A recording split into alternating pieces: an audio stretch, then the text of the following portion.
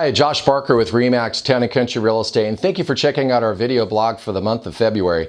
Now, if you go just back to last month and the month of January, we experienced one of the strongest sales months that we've had in years. Last month, we had more than 250 properties go under contract. And just to give you an idea of how many sales that actually is, if you go back 12 months ago to the month of January, there was approximately 187 homes that went under contract in that month. So this year, sales are up by more than 35% here in Shasta County. That is really good news. The next point I wanted to bring up is that we're tracking what we call our foot traffic indicator report. And what that report does is it tracks all the lock boxes that are opened on a monthly basis.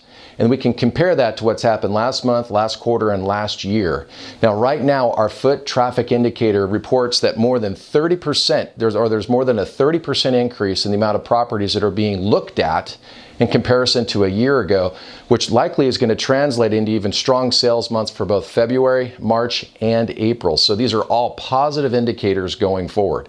Now, currently here in Shasta County, the average sales price in the market is $225,000.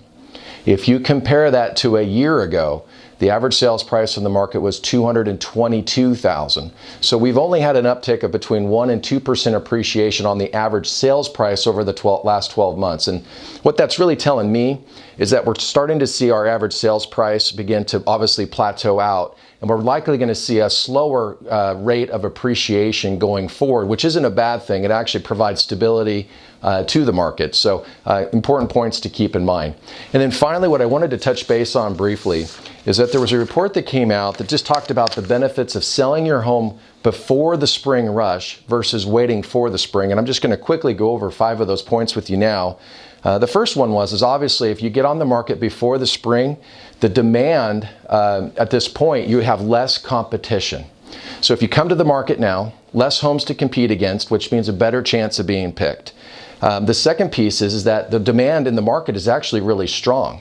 There's a lot of buyers in the market because of the low interest rate environment, which means that less competition and more buyers could mean shorter market times, which is the next point is, obviously the process can be a lot quicker because you're not on the market as long if buyers are searching you out faster.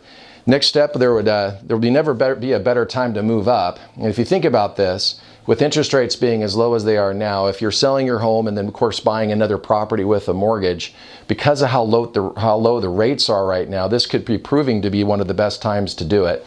And then that final point is it's just time. It's time to move on with your life.